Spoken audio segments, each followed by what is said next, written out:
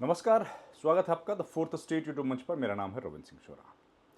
The fourth state एक कोशिश है निष्पक्ष, निर्भीक, स्वतंत्र और ईमानदार पत्रकारिता की, जो आपके सहयोग के बगैर संभव नहीं है। आपसे गुजारिश है हमारे चैनल को लाइक, शेयर और सब्सक्राइब जरूर कीजिए, जिससे हमारा हौसला अफजाई हो। नौकरियां हरियाणा विधानसभा में चुनाव में या हरियाणा राज्य में हमेशा एक बेहद महत्वपूर्ण मसला रही है, लोगों के लिए बड़ा मुद्दा रही है। बेरोजगार हरियाणा में बहुत हैं और पिछले दिनों कुछ जो आंकड़े आए थे उसमें बताया गया था कि हरियाणा में सबसे ज़्यादा बेरोजगार हैं, परसेंटेज लगातार बढ़ रही है। दूसरी तरफ हरियाणा की जो वर्तमान सरकार है, ये अपनी पीठ लगातार थपथपा रही है कि इन्होंने नौकरियां बहुत अच्छे तरीके से दी हैं और भ्रष्टाचार खत्म हो गया है। इस तरह के दावे इस सरकार ने किए हैं। इन दावों और वादों के बीच सरकार ने कहा था विधानसभा चुनाव से पहले कि वो कई सारी नौकरियां और आएंगी। इन दोनों दावों, वादों, आरोप और प्रत्यारोप, विपक्ष लगातार आरोप लगा रहा है, उनके बीच एक बेहद महत्वपूर्ण आदेश आया है पंजाब और हरियाणा हाईकोर्ट से। हालांकि शायद आपने देख लिया होगा अभी तक। अब हाईकोर्ट ने एक बड़ा कदम उठा लिया। हाईकोर्ट ने सरकार की एक अधिसूचना, नोटिफिकेशन को खारिज कर दिया है।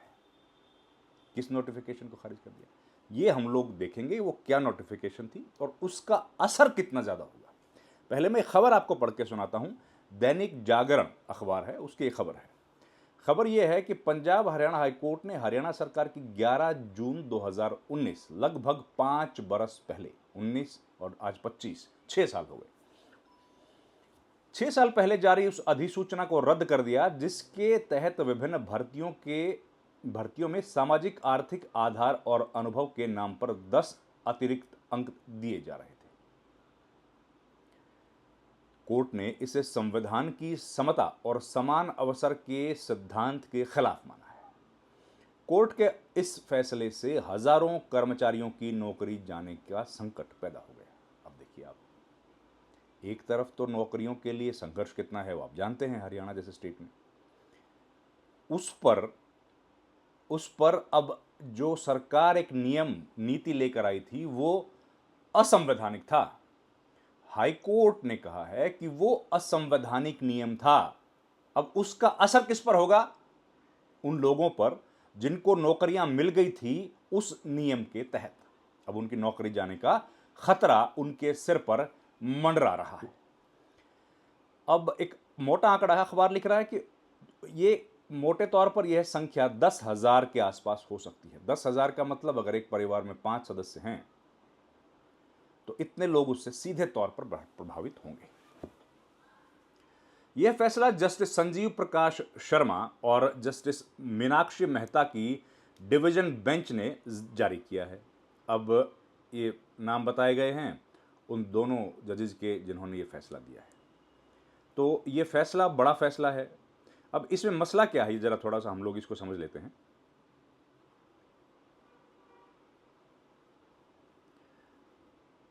एक जिसने पिटिशनर थे, उनके वकील ने बताया है इस अखबार को कि कोर्ट ने हरियाणा कर्मचारी चयन आयोग, जिसको हरियाणा स्टाफ सिलेक्शन कमीशन बोला जाता है, को निर्देश दिया है कि वह उन सभी भर्तियों के परिणामों की समीक्षा करें जिनमें इन 10 अंकों को शामिल किया गया है। अब देखिए 2025 के बाद, जाहिर नोटिफिकेशन आने के बाद जो भी वैकेंसीज आई होंगी, जिनका नोटिफिकेशन उसके बाद हुआ होगा, उनमें सब पर ही अप्लाई किया गया होगा। और हरियाणा स्टाफ सिलेक्शन कमीशन एक महत्वपूर्ण बॉडी है जो सबसे ज़्यादा लोगों को नौकरी हरियाणा में सरकारी नौकरियां देती है। उनको कहा गया, हालांकि हरियाणा स्टाफ सिलेक्शन कमीशन के जो चेयरपर्सन हैं हिम्मत सिंह, बेहद काबिल व्यक्ति हैं और जिस तरीके से उन्होंने अपने आप को पेश किया है लोगों के सामने, बहुत मेहनत और ईमानदारी से काम करते हुए देखे जा सकते हैं। लोगों की समस्याओं को कैसे सुनते हैं वो हम लोग रोज़ देखते हैं सोशल मीडिया पे, और जो भी स्टूडेंट्स अपनी तकलीफ़ लेके जाते हैं। तो लेकिन ये मसला उनकी हदों से बाहर का है। ये तो सरकार की नियम है और सरकार का नियम जो है वो नियम में ही फॉल्ट है। तो उसका असर किस पर पड़ेगा? कमीशन पर। तो अब पूरी कहानी क्या है ये जान लेते हैं। इतना काबिल चेयरमैन होने के बाद भी क्या वो अ, इन तमाम समस्याओं को दूर करेंगे, कर पाएंगे? हमारी उम्मीद है कर पाएंगे, जल्दी कर पाएंगे। लेकिन सरकार की खामियां, सरकार की गलत नीतियों की वजह से कमीशन पर उसका असर पड़ रहा है, कमीशन के कामकाज पर उसका असर जाहिर है पड़ रहा है। अब कमीशन को एक बड़ा समय या बहुत बड़ी एनर्जी, उनकी पावर, मैन पावर लगेगी इसी काम के लिए। वो देखेंगे किन किन लोगों को ये दिया गया है और उसकी लिस्ट बना के दी जाएगी।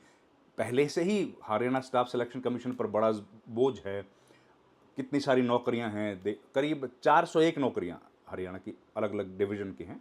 वो नौकरी की भर्ती करता है हरियाणा स्टाफ सिलेक्शन कमीशन। फिर वो एग्ज़ाम सी सेट कराते हैं, ये तमाम एग्ज़ाम्स कराने उनको पड़ते हैं। और इस बीच में ये एक और एक्स्ट्रा बर्डन, प्रेशर उस पर आता है। जाहिर है थोड़ा सा काम बढ़ जाएगा और परफॉर्मेंस पर इन बातों का असर पड़ता है। खैर ये मामला है, इसको फिर से हम लोग अखबार की खबर पर आते हैं कि इन 10 अंकों को शामिल किया गया है। आयोग को 3 महीने के भीतर बिना सामाजिक आर्थिक मापदंड वाले 10 अंकों को हटाकर संशोधित परिणाम जारी करना पड़ेगा। अब देखिए, जो जारी हो चुका है उसको फिर से करना पड़ेगा।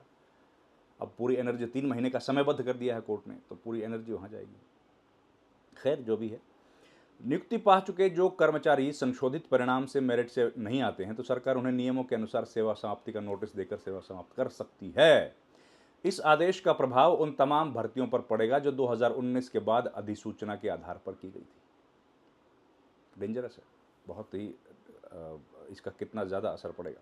सामाजिक आर्थिक मानदंड व्यवस्था के खिलाफ करनाल जिले की एक लड़की मोनिका रमन ने भी याचिका दायर की थी, जिसे राज्य के बिजली वितरण कंपनी ने जूनियर सिस्टम इंजीनियर के पद पर नहीं चुना जा सका था। उनकी जो मोनिका रमन की जो याचिका थी उसमें आरोप लगाया था कि एचएसएससी ने डीएचबीवीएन के लिए जेएसई के 146 पदों पर नियुक्ति के लिए विज्ञापन दिया था और अपेक्षित योग्यता निर्धारित की थी। चयन मानदंडों के अनुसार 90 अंक की परीक्षा होनी थी और सामाजिक आर्थिक मानदंड में आने वालों को 10 अंक दिए जाने थे। उसने लिखित परीक्षा में कुल 90 में से 90 अंक हासिल किए थे। बताइए। दस्तावेजों की जांच के लिए याचिकाकर्ता का नाम शॉर्टलिस्ट किया गया। हालांकि 22 अप्रैल को अंतिम चयन सूची घोषित होने पर याचिकाकर्ता को हैरानी हुई कि लिखित परीक्षा में 100% अंक हासिल करने पर के बावजूद उसका चयन नहीं हो सका। ये बड़ी हैरानी की बात है।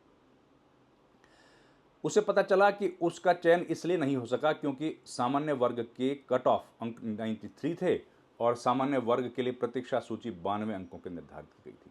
ये बहुत तकनीकी मसला है। खैर ये मुख्य बात थी जो मैंने आपको बताई।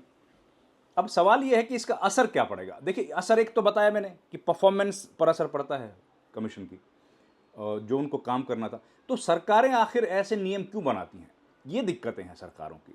जब सरकारें वोट बैंक को सबसे महत्वपूर्ण मानती हैं और वोट बैंक को ध्यान में रखते हुए इस तरह के नियम लेकर आती हैं और उसके बाद सरकार इन नियमों को खारिज करती है। ऐसा ही एक कानून सरकार लेकर आई थी जिसमें निजी कंपनियां जो हैं उनमें आरक्षण देने की वकालत की गई थी।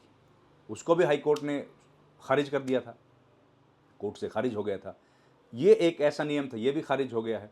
लेकिन इसका असर उन लोगों पर पड़ता है जो इन योजनाओं का लाभ उठाते हैं और जाहिर है उससे पूरा भविष्य पर असर पड़ता है। किस नौकरी मिलने के बाद कैसे सपने वो लोग बुन लेते हैं या कैसे उन लोगों ने अपने भविष्य की एक प्लानिंग कर ली होगी, उसका बड़ा असर पड़ता है। इसके अलावा कई सारी नौकरियों को हम लोग देखते हैं कि लगातार उसमें दिक्कतें आती हैं। वो लोग कहीं आंदोलन करते हैं, कहीं ज्वाइनिंग के लिए करते हैं। तो नौकरी को लेकर के लगातार संकट इस सरकार में बना हुआ है। अब इसका असर क्या होगा? और लेकिन उससे भी ज़्यादा हैरानी की बात है, विपक्ष खामोश है। विपक्ष में कौन कौन है? जो भी हैं वो सब खामोश हैं। कांग्रेस पार्टी की तरफ से अधिकृत जो भी लोग हैं वो कोई बयान अभी तक नहीं आया है आधिकारिक तौर पर, कोई बड़ी प्रेस कॉन्फ्रेंस नहीं हुई। ना ही जेजेपी जो लगातार युद्ध कर रही है, लड़ाई कर रही है कि ओम प्रकाश चौटाला, दिवंगत ओम प्रकाश चौटाला की तस्वीर अपनी पार्टी के फोटो पर, अपनी पार्टी के जो पोस्टर्स हैं उस पर लगाएगी, वो उस लड़ाई में लगी है। INLD उनको नहीं लगाने दे रही है, वो उस युद्ध में लगी है।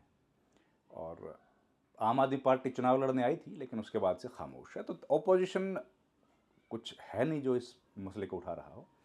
इस बीच ये खबर आई है, लोग परेशान हैं, ख़ासतौर पर वो युवा बच्चे जिनको नौकरियां हासिल हुई थी। अब इसका क्या असर होगा ये देखने की ज़रूरत है, लेकिन उम्मीद है कि न्याय होगा।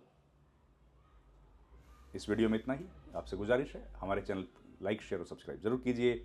आपका बहुत बहुत धन्यवाद। Thank you.